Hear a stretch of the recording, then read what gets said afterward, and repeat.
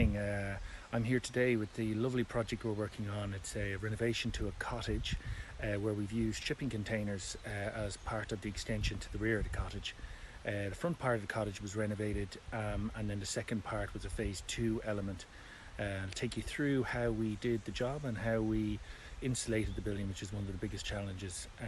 In this project we've gone for both inside and outside insulation on the container so that we could have bits of the containers both inside and outside of the building. So let me take you on a tour.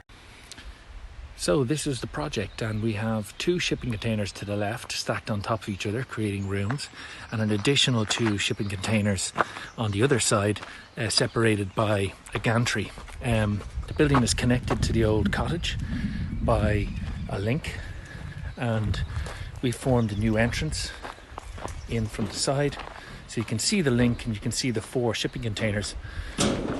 Now what's very interesting here is how we insulated these containers. So as you can see, the container from the outside means we have to insulate it from the inside, and you can see here that there's lots of gaps between the containers when you stack them on top of each other, and those gaps have to be filled in. So that's all the silver bits, which will be painted at some time.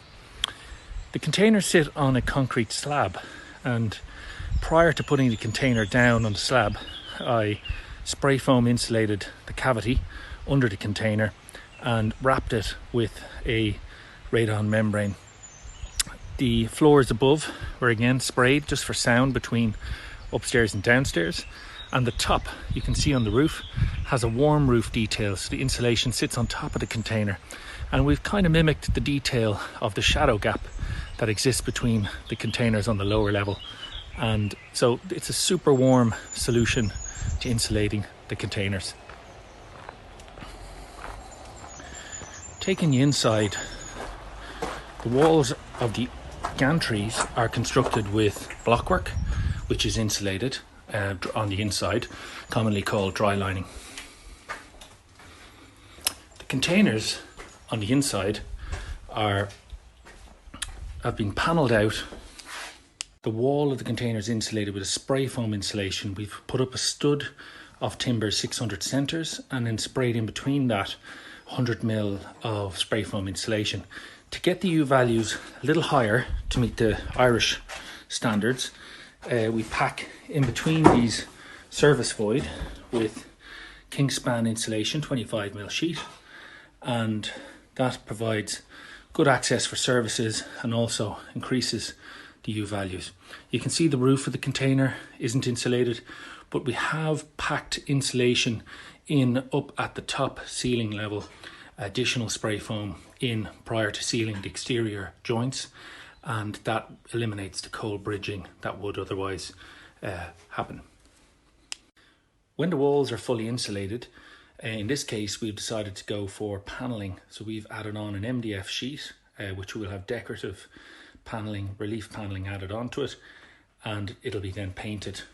You can see here on the top floor we've left the ceilings exposed because we've insulated them from above. We fixed the insulation down onto the metal roof. The exterior walls of this container, in order to make it work from a space size, we've added on a gantry of about 1.5 meters. You can see the beams here are exposed with the wood paneling, again just for my own personal choice. All the time we're always trying to show parts of the containers visible from the inside, and very dramatically done here in the stairwell. Stay tuned on our video channel here for more videos on this project and other projects that we're currently working on. Looking forward to seeing you again.